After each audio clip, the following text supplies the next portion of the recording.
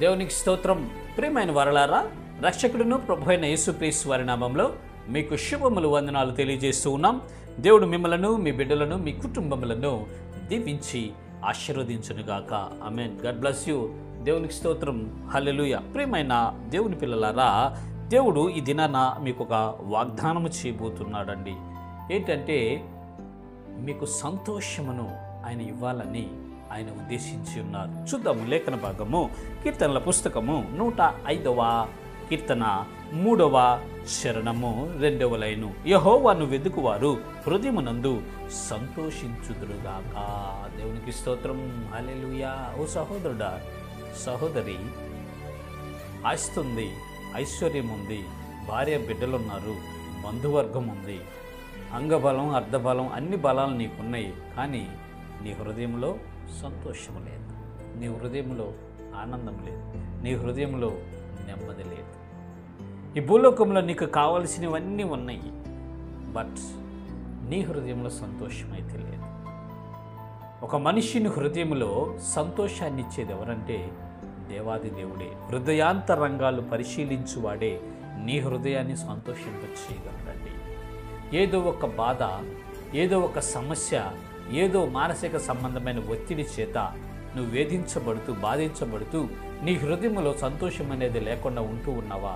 ఓ సహోదరి, సహోదరుడా, అయితే దేవుడు నీ హృదయంలో సంతోషాన్ని ఆయన కలిగించబోతున్నారు. ఏ మనుష్యుడైతే దేవునిని కనుగొంటాడో, దేవునిని తన హృదయంలో చేర్చుకుంటాడో, దేవునికి తన హృదయంలో స్థానం ఇస్తాడో, దైవ సంబంధంగా బ్రతుకుతూ ఉంటాడో, అతని హృదయంలో సంతోషం ఉంటుంది, సమాధానం ఉంటుంది, నెమ్మది ఉంటుంది, ఆనందం ఉంటుంది, ఆరోగ్యం ఉంటుంది, సంతృప్తి కలిగి జీవిస్తాడు. ప్రియులారా, మనిషి సంతోషంగాను, ఆనందంగాను, సంతృప్తిగా జీవించాలంటే డబ్బు కాదండి.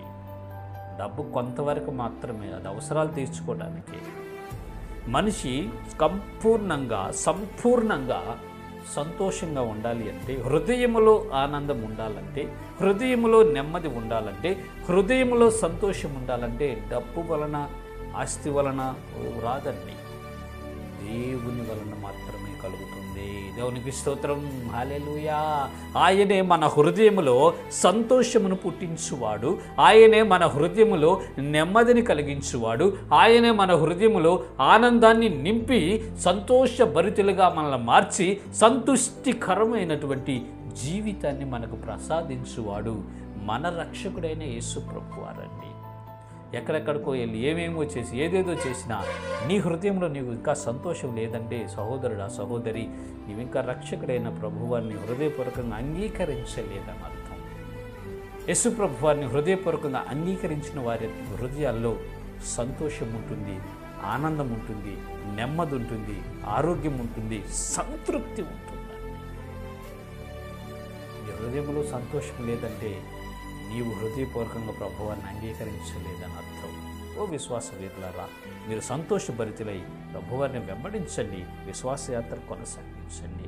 ఓ హృదయంలో సంతోషం లేకుండా అటు ఇటు కొట్టబడి వేదనలో ఉన్నటువంటి సహోదరులారా, దేవునిని మీ హృదయంలోకి ఆహ్వానించండి. అప్పుడు మీ హృదయములకు నెమ్మది కలుగుతుంది, సంతోషం కలుగుతుంది, సంతృప్తి కలుగుతుంది. ఇటు కృప దేవుడు మీ అందరికీ కలుగు చేయనుగాక. ఆమేన్. God bless you. దేవునికి స్తోత్రం. హల్లెలూయా. Praise the lord.